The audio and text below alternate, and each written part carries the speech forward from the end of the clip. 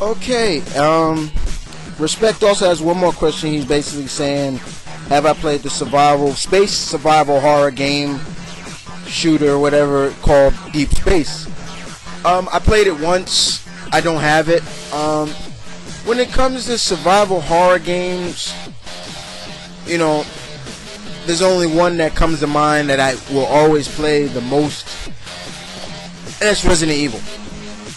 No disrespect to Dead Space. I think it isn't, because basically in my book that's what it is. Resident Evil Deep Space, that's all it is in my book. But it is interesting. I hear 2. I just saw they just talked about 2 here on E3.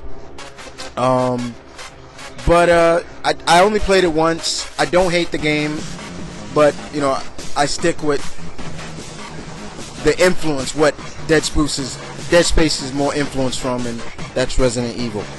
But it is a good game. I'm not saying don't get it for any of my other fellow gamers out there, but you know, I don't play it too much.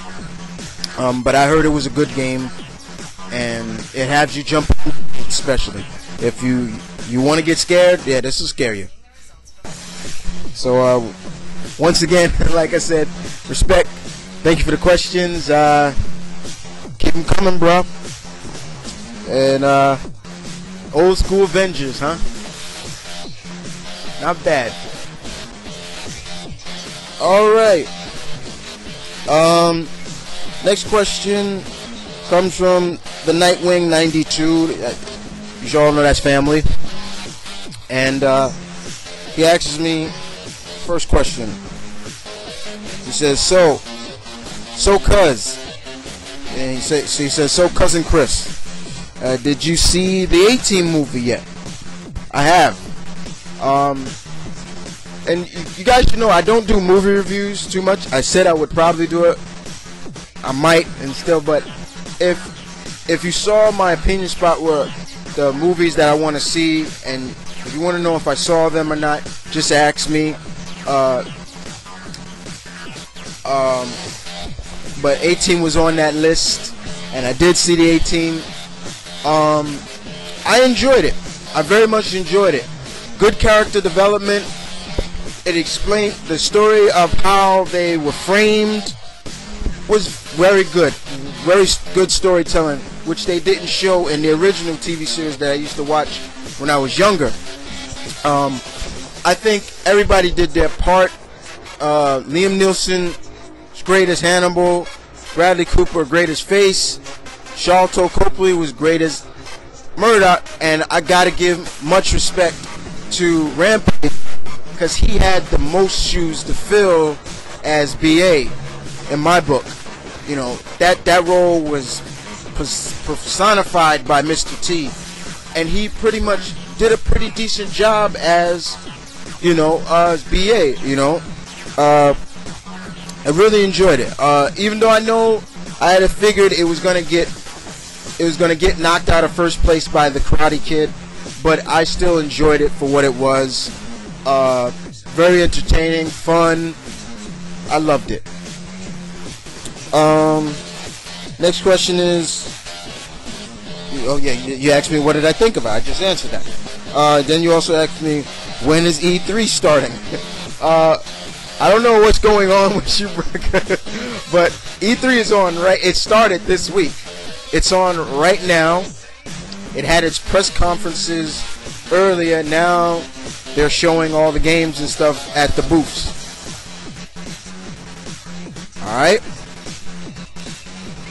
Next question. Also, he says, time for comic book questions. Okay, first question you asked me is, why does Aquaman get such a bad rep? Okay, why does Aquaman get such a bad rep? That's a good question. I wouldn't say he gets a bad rep, but mainly because of the fact that, in my book, it's the fact that what's his powers. You know, he's able to communicate with the creatures of the sea. That some people find that vague, and you know, they can't really take that too seriously. Like, oh, you get him away from the you get him away from the sea. Okay, he can't talk to no kind of fish or anything like that. Yeah, I understand that. But he is a very interesting guy. He's very underrated. And I say this not just for him, but I also say this, bro, because also for Namor as well. But it's a little different with Namor. See, with Namor, it's like, okay, he can do just what Aquaman can do, but he's got the super strength. He can fly, and he's pretty much always written like a badass, which sometimes goes against him in my book.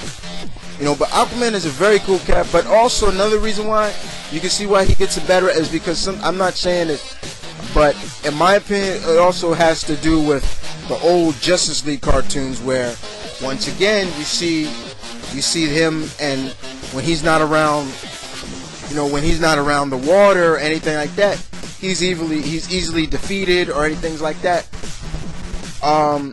But I'm glad to see that he's back. I really much enjoy Aquaman. I've never had a problem with Arthur Curry. Never have too much. I am really much enjoying. I wish they had. I wish they did do an Aquaman TV show, and kept the actor that played him in Smallville, because they did try to pitch a pilot to get it on TV. It didn't work.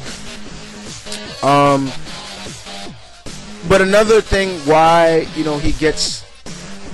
also gets that rep, because like I said, it all comes down to he's always the butt of everybody's joke, and that's disrespectful in my book. It's very disrespectful, because no matter what, it's disrespectful to the creator who put his heart and soul into creating this character all those years ago, and I feel that's disrespectful. Even if you don't like him, you still have to respect him. He is always a valuable asset to any team he's on. That's something that you have to also consider, because so that's a little view of why he gets a bad rep. But you can ask anybody else; they'll tell you pretty much what I'm saying, and they'll add their own aspect into it as well. All right. Okay. Next question is, you asked me, how do you feel about Batman reaching 700? Congratulations. No doubt. I congratulate any comic just reaching to hell, even 50 issues.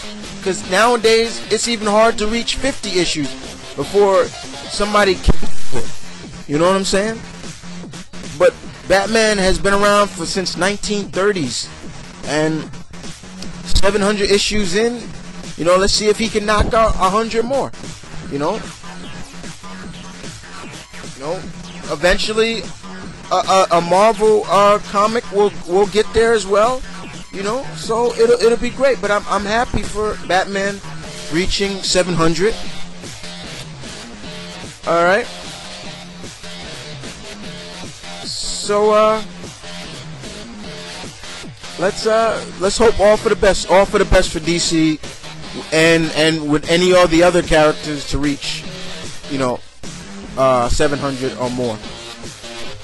All right.